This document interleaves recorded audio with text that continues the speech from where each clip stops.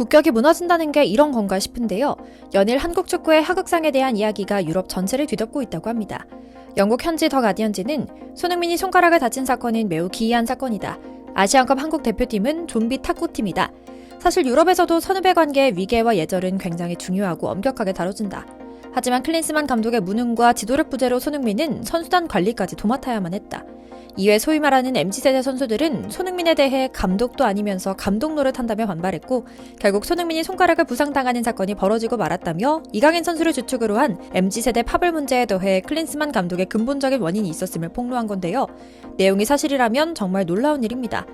클린스만 감독은 그냥 미국 집에서 놀기만 했던 것이 아니라 아예 선수단에 대한 이해도 장악도 하지 못한 상태에서 전권을 손흥민과 차두리에게 넘겨버리니 어린 선수들이 선배 보기를 정말 못같이 본 게 아닌가 싶은데요.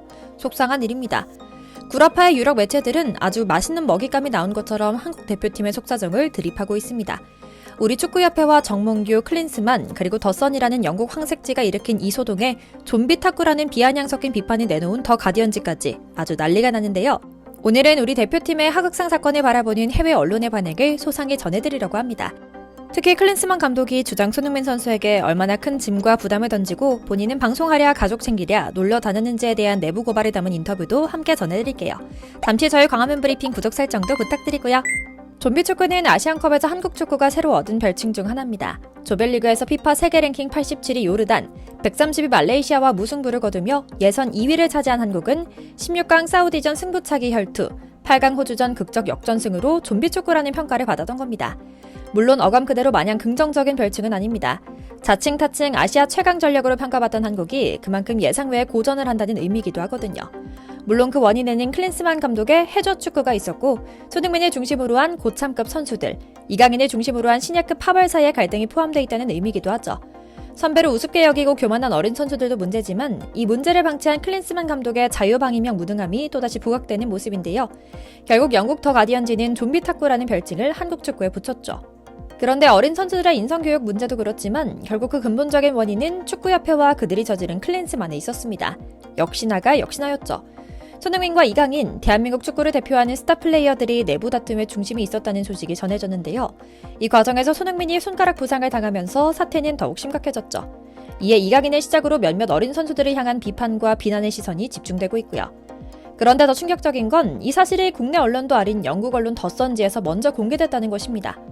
기사 내용에 대한 출처조차 제대로 파악되지 않은 상황에서 대한축구협회가 사상 초유의 스피드로 이 사실을 인정하면서 걷잡을 수 없는 일이 됐고요. 사실 말이 안 되는 일입니다. 대한축구협회는 기본적으로 대표팀 선수들을 보호해야 하는 단체입니다. 선수들과 같은 목표를 가지고 함께 나아가야 하는 파트너죠. 그러나 손흥민, 이강인이 포함된 대표팀 내분에 대해 적극적으로 동의하고 상세한 설명까지 더하면서 마치 카타르 참사의 책임이 선수들에게만 있었다는 것처럼 느껴지게 하는데요. 사실 아시안컵 경기 내용을 돌아보면 정말 내부 다툼만으로 결승에 오르지 못했다고 말하기 어려운 수준이긴 했습니다. 하나의 이유가 될 수는 있지만 전부를 설명할 수 있는 답이 될 수 없는 상황이죠. 한 집단이 하나된 마음을 가지고 앞으로 나아갈 수만 있다면 문제가 생길 일은 없습니다. 그러나 각자 다른 개성을 가진 이들이 하나의 집단이 되면 작은 문제나 작은 다툼은 언제든지 생길 수 있고요. 그리고 이러한 부분을 내부에서 바로잡고 목표를 이루기 위해 나아가는 건 역시 하나의 과정이죠. 물론 이강인 선수 파벌이 만든 문제가 작은 문제나 작은 다툼이라는 건 아닙니다. 분명 잘못했고 한국에서 상상하기 어려운 일이긴 합니다. 하지만 축구협회에서 클린스만과 정몽규 문제를 이런 선수들 문제로 치부해 소위 물타기를 하려 한다는 의심은 저버리기 어려운 겁니다. 사실 저런 내부 문제는 책임자, 즉 감독이 사전에 해결했어야 하는 부분입니다. 손흥민이 선수단의 리더라면 클린스만 감독은 대한민국 대표팀의 리더입니다.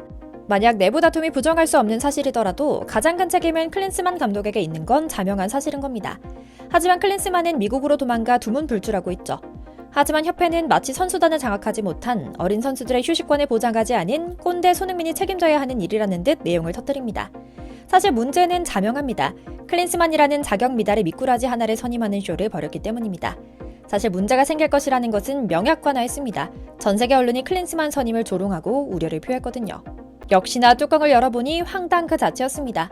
클린스만 감독은 아시안컵 내내 상대를 압도할 수 있는 전술, 전략을 전혀 보여주지 못했고 이전 평가전에서도 드러난 해저 축구는 아시안컵에서도 이어졌습니다.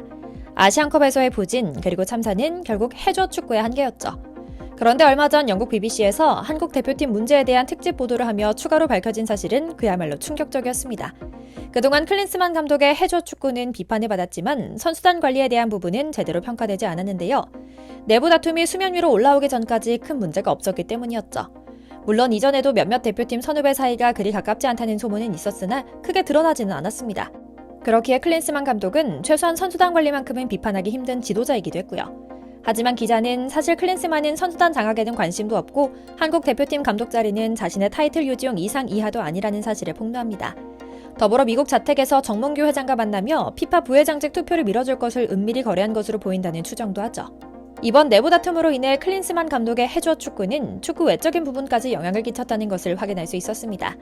우리 손흥민 선수는 선수단 관리에 성적까지 내야 한다는 대단히 큰 부담을 안고 있었고 클린스만 감독은 선수단 관리조차 제대로 할 수 없는 무능하고 무책임한 사람이었다는 걸 말이죠.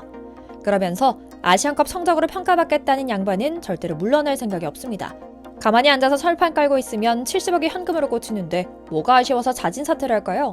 하지만 선수단을 감싸야 하는 축협이 오히려 발벗고 나서 둘의 사이를 이간질시키고 아울러 국민들까지 모든 관심을 이쪽으로 돌리는데 앞장서는 상황 속에서 축협은 전력강화위원회 결과를 소상히 공개하지도 않았고 정작 당사자이자 최종 결정권자인 정몽규 회장은 자리하지도 않았습니다.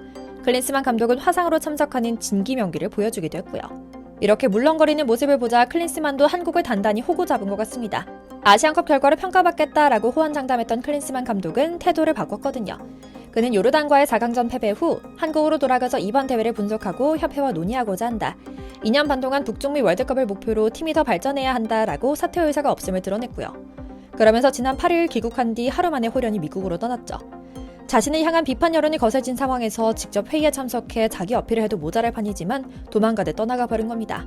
얼마나 책임감도 감독직에 대한 미련도 없는지 알 수 있는 대목이었죠. 이 와중에 독일 대표팀을 잘 이끌고 부드러운 카리스마로 유연하게 선수단을 관리했다는 근거 없는 유일한 장점도 무참히 박살났습니다. 정말 소문대로 외부 감독이 전부 다 했다는 것이 드러난 겁니다. 손흥민 선수는 정말 힘들었을 것 같습니다. 우승이라는 목표는 마치 혼자만 갖고 있던 것처럼 이리 뛰고 저리 뛰며 몸이 몇 개씩 있어도 못할 일을 혼자 하고 있었습니다. 아시안전에서 골을 넣고도 클린스만을 향해 그 어떤 선수나 코치진도 뛰어가 함께 축하하지 않았던 모습이 이제야 이해가 됩니다. 손흥민 선수가 왜 매번 엉엉 울었는지 이해가 됩니다. 그 와중에 토트넘 포스테코글루 감독과 토트넘 구단은 소니를 위로합니다. 이강인의 하극상 기사가 터져 온 영국을 뒤덮은 날 뜬금없이 Our Captain이라는 글귀와 함께 SNS를 올린 구단에 더해 포스텍 감독은 브라이턴과의 경기 전 공식 기자회견에서 한국을 위한 헌신에 의문을 제기할 수 있는 사람은 그 누구도 없다. 아시안컵을 지켜본 사람이라면 손흥민이 팀을 위해 얼마나 많은 희생을 했는지 알 수 있다. 손흥민은 매우 지쳤지만 선수단에 합류하길 원한다. 그가 바로 훈련하고 출전하길 원하는 것은 놀라운 일이 아니다. 그게 바로 손흥민이다 라고요. 우리 소니가 몸과 마음 잘 챙기며 구단에서 행복하길, 자신의 책임을 다하지 않은 모자란 협회와 감독에 받은 상처 훌훌 털고 일어나 의연히 걸어가길 기원하며 오늘 영상 마치겠습니다. 광화문 브리핑 구독, 좋아요도 부탁드리고요. 시청해주셔서 감사합니다.